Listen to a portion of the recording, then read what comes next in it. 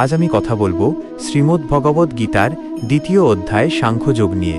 কুরুক্ষেত্রের যুদ্ধক্ষেত্র তখন রণদামামায় কাঁপছে, কিন্তু সেই রণক্ষেত্রের মাঝখানেই দাঁড়িয়ে আছে একটি রথ, যা হঠাৎ স্তব্ধ হয়ে গেছে। রথের ওপর মহাবীর অর্জুন, যার ধনুক গান্ডীব হাত থেকে খসে মাটিতে পড়ে যাচ্ছে। তিনি চরম বিভ্রান্ত, শোকে ব্যাকুল। যাদের বিরুদ্ধে যুদ্ধ করতে হবে তারা সবাই তার অত্যন্ত আপনজন, দাদু, গুরু, ভাই। অর্জুন বুঝতে পারছিলেন না এই পরিস্থিতিতে তার কি করা উচিত। ঠিক এই চরম সংকটের মুহূর্তে অর্জুন তার পরম বন্ধু এবং রথের সারথি শ্রীকৃষ্ণের দিকে তাকালেন। তিনি বুঝতে পারলেন নিজের বুদ্ধি দিয়ে এই মোহ থেকে বের হওয়া অসম্ভব। তাই অর্জুন তার সমস্ত অহংকার বিসর্জন দিয়ে কৃষ্ণের সামনে হাত জোড় করে দাঁড়ালেন। তিনি বললেন, আমি এখন কিংকর্তব্যে বিমূঢ়। আমি তোমার শিষ্যত্ব গ্রহণ করলাম, তুমি আমাকে পথ দেখাও। এই আত্মসমর্পণই গল্পের মোড় ঘুরিয়ে দিল। অর্জুন যখন কৃষ্ণের শিষ্য হলেন তখন কৃষ্ণ আর কেবল একজন বন্ধু বা সারথি রইলেন না, তিনি হয়ে উঠলেন পরম গুরু। আর তাঁর মুখে ফুটে উঠল এক মৃদু, রহস্যময় হাসি। শ্রীকৃষ্ণ অর্জুনের শোক দূর করার জন্য প্রথমেই এক পরম সত্যের পর্দা উন্মোচন করলেন। তিনি অর্জুনের চোখের দিকে তাকিয়ে বললেন, আমরা যা দেখি তা আসল নয়। কৃষ্ণ বোঝালেন, এই যে জড় শরীরটা আমরা দেখছি, এটা আসলে একটা পোশাকের মতো। পুরনো জামা ছিঁড়ে গেলে মানুষ যেমন নতুন জামা গায়ে দেয়, ঠিক তেমনি একটা নির্দিষ্ট সময় পর আমাদের ভেতরে থাকা আত্মা এই জীর্ণ শরীরটা ত্যাগ করে নতুন একটা শরীর ধারণ করে। এটাই হলো দেহান্তর প্রক্রিয়া।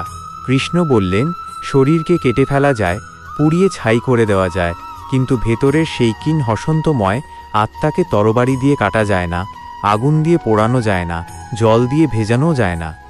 আত্মা জন্মহীন, মৃত্যুহীন এবং চিরন্তন। তাই যারা মারা যাচ্ছেন বলে অর্জুন কাঁদছেন, তাদের আসল সত্তা বা আত্মার কখনো বিনাশ হয় না। অর্জুনের মনে হতে পারত, তাহলে তো সব ছেড়েই দেওয়া উচিত। কিন্তু কৃষ্ণ তাকে অন্য শিক্ষা দিলেন। তিনি বললেন, সংসার বা যুদ্ধক্ষেত্র থেকে পালিয়ে যাওয়া বীরের ধর্ম নয়। মানুষের আসল ধর্ম হল তার কর্তব্য পালন করা। তবে কৃষ্ণ এখানে একটা অদ্ভুত চাবিকাঠি দিলেন, যার নাম নিষ্কাম কর্ম। তিনি বললেন, তোমার অধিকার কেবল কাজ করার ওপর, তার ফলের ওপর নয়। লাভ হবে না ক্ষতি হবে, জয় হবে না পরাজয় হবে, সেসব চিন্তা মন থেকে মুছে ফেলে সমস্ত কাজ ভগবানের উদ্দেশ্যে উৎসর্গ করে দিতে হবে। যখন কেউ ফলের আশা না করে শুধু নিজের কর্তব্য মনে করে কাজ করে, তখন কোনো পাপ বা বন্ধন তাকে ছুঁতে পারে না। গল্পের শেষ অংশে অর্জুন কৌতূহলী হয়ে উঠলেন। তিনি কৃষ্ণকে জিজ্ঞেস করলেন, হে কৃষ্ণ, যিনি এই পরম জ্ঞান লাভ করেছেন, সেই স্থির বুদ্ধিসম্পন্ন মানুষটি কেমন হন? তিনি কিভাবে কথা বলেন, কিভাবে বসেন বা চলেন? কৃষ্ণ হেসে বর্ণনা করলেন এক অসাধারণ মানুষের রূপ। তিনি বললেন, যিনি সুখের সময় আনন্দে আত্মহারা হন না, আবার দুঃখের সময় ভেঙে পড়েন না।